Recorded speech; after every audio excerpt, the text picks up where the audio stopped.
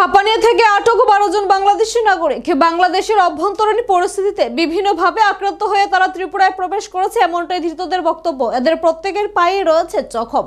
সবার পায়ে কেন জখম এই বিষয়টিও রহস্যজনক। পুলিশ ঘটনার পরিপ্রেক্ষিতে তদন্ত জারি রেখেছে।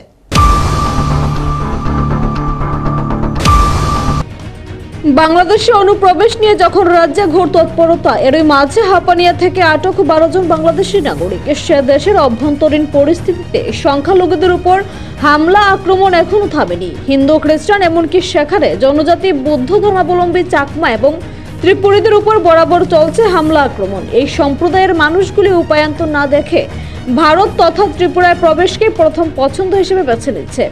এই পরিস্থিতিতে রাজ্য কেন্দ্রীয় সরকারের তৎপরতা সীমান্ত এলাকাগুলিতে বাড়তি নজরদারি করা হয়েছে।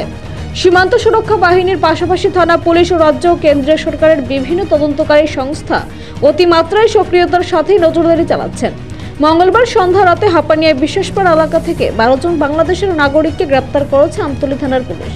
আটক অনুপ্রবেশকারীদের প্রাথমিক জিজ্ঞাসাবাদ করে পুলিশ জানতে পেরেছে জীবন সুরক্ষার তাগিদে তারা ভারতে প্রবেশ করেছেন। বাংলাদেশের খাগড়াছড়ি জেলায় অবাধে চলছে সংখ্যালঘু চাকমা ও ত্রিপুরী সম্প্রদায়ের উপর আক্রমণ, হামলা, নির্যাতন। তারা সকলে জানিয়েছেন স্ত্রী সন্তান সন্ততিদের নিয়ে জীবন রক্ষার্থেই ভারতে প্রবেশ করেছেন তারা। যদিও এ বিষয়ে রাজ্য পুলিশ প্রশাসনের তরফ থেকে এখনো এই অবধি কোনো উত্তর পাওয়া যায়নি। সূত্রের খবর, হাপানিয়া বিশ্বাসপাড়া স্থিত নিত্যানন্দ বিশ্বাসের বাড়িতেই আশ্রয় নিয়েছিলেন তারা। পুলিশ জানিয়েছে সমস্ত বিষয় নিয়ে তদন্ত করা হবে। সেই সাথে হাপানিয়া বিশ্বাসপাড়ার নিত্যানন্দ বিশ্বাসের বাড়িতে কেন তারা এলো আর গৃহস্বামীর সাথে তাদের কিভাবে যোগাযোগ এবং কি সম্পর্ক সে বিষয়ে খোঁজখবর নেবে পুলিশ। কিন্তু ধৃত বাংলাদেশিদের ভাই প্রত্যেকের পায়ে রয়েছে ব্যান্ডেজ।